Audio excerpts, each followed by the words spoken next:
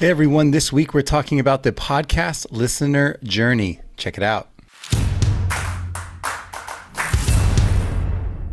Hey, what's up? Welcome to Brands on Brands. I'm Brandon Birkmeyer, your personal branding coach. And today we're talking about the listener journey, thinking about how do you as a podcast audience go through the whole world of podcasting, find the shows you're going to listen to, and then find your favorites and become fans, right? How do you, as podcasters, bring people down that journey, bring people down a road that leads them to us? That's what we're talking about today. Before we jump into it, if this is your first time listening to the show, make sure to go to brandsonbrands.com and sign up for our newsletter where every week we share these tips from you, from the show, and bring them to you with our hottest takes on what's happening in the world of podcasting, personal branding, and content marketing. And if you are looking to start a show yourself or get help with your show, make sure to go to podcastbrandingacademy.com and check out our resources there. Now, let's get into our show today. Today's show, the listener journey. The listener journey, just to define it, the customer journey has been around forever. The listener journey, follows the same kind of thought, which is this is the interactions that people have with your brand, right? It is how people come across you and interact with your brand, your show, over the course of time. So how do strangers become listeners, right? That's the first question. And then how do listeners become fans? That's the journey we're on today. This is actually what I talked about when I was speaking at PodFest. It's a concept that I brought to them, and I wanted to bring it to you guys, the loyal listeners, today as well. So we're starting there. How do strangers become listeners? How do listeners become fans? And I want to start with the standard model, right? It's a model that goes from attention to interest to desire to action. This is a standard marketing model. It's called AIDA, attention, interest, desire, action, that most brands, when they're looking at how they build loyal customers, they look at this. They say, how do we take people who don't know us? How do we get them to pay attention so that they see us? And then how do we go from them seeing us to having interest in our products? And then how do they go from being interested in our products to actually considering buying us and saying, you know what, I'm kind of interested in getting this today? And then how do you get them to take action, which is, I need this right now. I'm going to go into the store and do it, right? And this helps us decide, okay, what do we need for broad awareness? What do we need to help people convert? What do we need people to come back? And it's a marketing funnel, right? It's how people think about it. It's based on 3 human capacities that are learnings from lots and lots of research for many, many years that are very simple, right? It says the way we act is connected between our thoughts and our emotions, right? So our thoughts are connected to our feelings, are connected to our actions. And that model plays into how we build and convince people to do things and sell things and buy things and whatever else it is, right? So you might have heard of this model. To people who aren't familiar, the other way it's been explained is know, like, trust, right? You have to know something and then you have to like it before you can trust it, right? That model works for podcasters as well.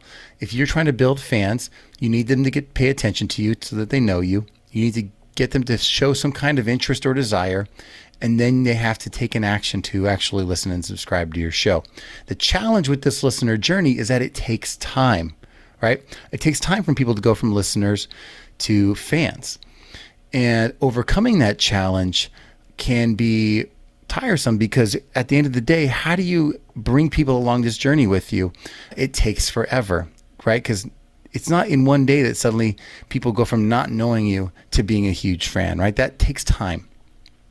So what I introduced is this concept to overcome that challenge called reoccurring attention models, right?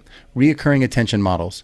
Now, one-time attention models would be the opposite of that. One-time attention models would be things that you do to get attention for your show one time, right? People saw something, they looked at it, they were curious for a second, and then when you did that thing and it was done, they never paid attention again, or it was done, it was finished, right? So for example, podcast guesting, right, is a huge way that people promote podcasts.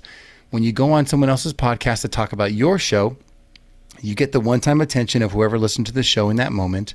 And then typically that happens within 1 or 2 days, and that show doesn't air again.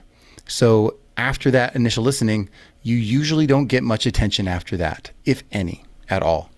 So that's a one-time model. Same thing with social media. In most cases, you post a post on social media, people can see it for the first day or so, and then it is buried in your feed of other things and in their feed of other things, if it's even shown to your audience at all, right? The average, I think, Instagram post is shown to like 3% of the people that are following you.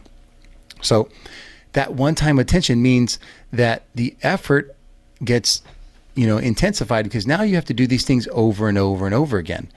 Every time you need more attention for your business or your show or your podcast, you have to go back in and I'm going to do another podcast interview. I'm going to do another social media post over and over and over again.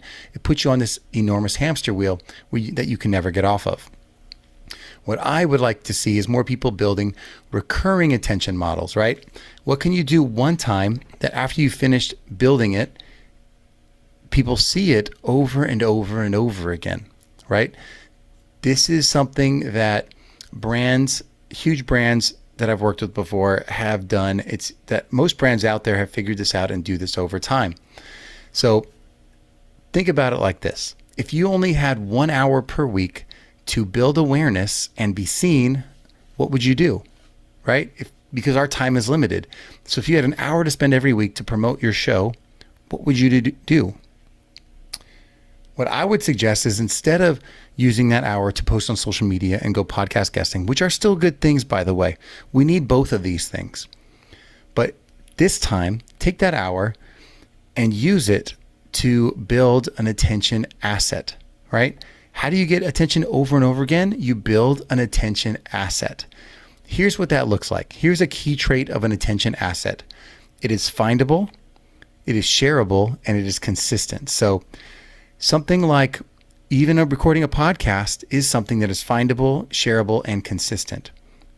I have episodes that I continue to share with people over and over again. Someone asks me a question and I have an answer that I've already recorded. I send them my podcast episode. You can find that podcast within the podcast players, right? YouTube also is a great example of this. It's actually a better example of this, because YouTube has an algorithm that constantly shows your videos to new people if they're searching for that niche thing that you categorized your videos for. Blogs are the same thing. Blogs are an attention asset that is recurring, right? You write it once, and if Google search or any other search engine likes it, they're going to show that post to more people. That's findable. Shareable, on the other hand, means is the content that you're creating something that people want to tell other people about, right? Is your content going to end up on a best of the best list, right? Is your show going to end up in a top 10 list that people are creating as their favorite shows? What can you do to get on those lists? Can you bring your show to someone's attention so that you can get on those lists? Can you ask other friends and podcasters or content creators to make a list that includes you, right? Can you create how-to content? How-to content is the most shareable content right now out there on the internet, because most of us are trying to figure something out. So building something that answers questions, that solves problems, is easily some of the most shareable content out there. The last is things that are quotable, right? You know, those little memes and quotes and things that people create, that for one, but actually more importantly, things like trends or news or facts and statistics, those types of information are things that people like to share and refer to. So what can you do to do your own survey, to create your own news or share your own trends? That information is something people might refer to and say, here's what's, happening in this industry based on what I just saw on this other blog. And if you want to do your own survey, most surveys are under 1,000 people that people refer to. So if you can find a few hundred people, you might have information that's really interesting to share with people that they can refer to. And if people are linking to that on your website, on their website, they're referring to your website and this fact, and they're sourcing you as the source. That is telling the internet, that's telling Google search that your website is super important and people should check it out for that topic, right? That is building an attention asset, and that builds you consistent attention over time. So an idea that I've shared on the stage, which I'm sharing with you guys today, is if you want to take action in this, take a simple step. Get out there and just write one blog post, right? If you're a podcaster, write one blog post that has a few criteria. Make sure it's long form cornerstone content. What does that mean? It means that it's content that is 1,500 words or more that speaks to a key idea that your show is all about. Something that you don't mind, that if it gains attention, that you would continue to update that blog every year, that you would build on it, add more information to it, make it more useful, add more resources to it, whatever it is. Build one long form cornerstone content and see if it sticks. See if you start getting traffic from it. Make it highly linkable, right? Make sure it's got some kind of information in for it, and then direct traffic to it. Tell people about it. Get other people to link to it and post to it. Go to other pages on your website and direct those pages to that page. Usually your newest page gets a little attention. So if you have a new blog post, direct that new blog post, have some links in it to the old blog post, right? Anything you can do to bring attention to that most important cornerstone content over and over again is going to help. There's easy ways to do that. If you guys want to learn more about that, I have a whole session on repurposing on some of my previous episodes. Just go to my site and type in the word repurposing and you'll find some of that. But that's some of the easiest way to get going with this idea. And then beyond that, the last thing I would say is another good piece of this recurring attention model is that once you are getting the attention, that you then find a way to control the direct communication with your audience, right? How do you get them to listen again to your podcast? Don't just count on them going back into a podcast app and finding you again. You have to collect their information so that you can talk to them. And that means typically some form of email or direct message, or text or phone number if you got that, or an address even, right? Direct mail. But for most of us, it's going to be email. It's the most common and the one that most people can build as podcasters. So start with something of value, right? This isn't new information, but start with something of value, some kind of lead magnet, downloadable PDF, checklist, whatever it is. And as I hear your eye rolls as I say that, you don't have to be the one that builds these terrible things. You could build something better, right? What is something that you would actually be interested in getting? If this format isn't good enough for something that you'd want, change it.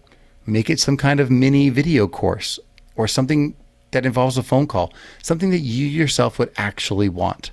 Make it better to the point where you would actually use it yourself, right? Give something of value in exchange for an email so that you can now nurture your audience and send communication out every week or multiple times a week. And you can tell them, hey, another awesome podcast episode is out. You should listen to it, because usually the average email open rate is between 20-30%. And you can be in front of your audience and say, this is what's out this week, and then direct them to your podcast to generate listenership. It also is one of the better selling tools. So if you have an offer, if you have a product or service in your PS line of email, you can mention it. And some of those listeners can even convert to become customers. That's how you get started building this kind of reoccurring attention model, using the platforms out there that bring attention in consistently, and then controlling the conversation by getting people's emails and being able to communicate with them over and over again in a place that you control, right? That's what the big idea is for today's show. That's what I, spoke about on the stage. So you are hearing it here as well. And I appreciate you guys listening. That's why I'm giving you the same things that I talk about on stage. There are ways to do this. If you guys are wondering, like, how do you take a podcast, convert it to a blog? I've definitely covered that in depth, but you can always reach out to me. You can always go to brandsonbrands.com/coach, set up a call. I help people with this. I help people design full seasons of their content. I help people figure out their repurposing, their marketing systems for their shows. All that is something I help with. Or you can always just join the Podcast Branding Academy, which is a monthly membership. It's less than $50 a month, and you get all of my content and check-ins with me along the way. If you want to be a part of that podcast community, go to podcastbrandingacademy.com and check out the memberships section for that. Otherwise, I appreciate you guys listening. That's all I got for you today. As always, I appreciate your time, and I will catch you next time. Brands on Brands.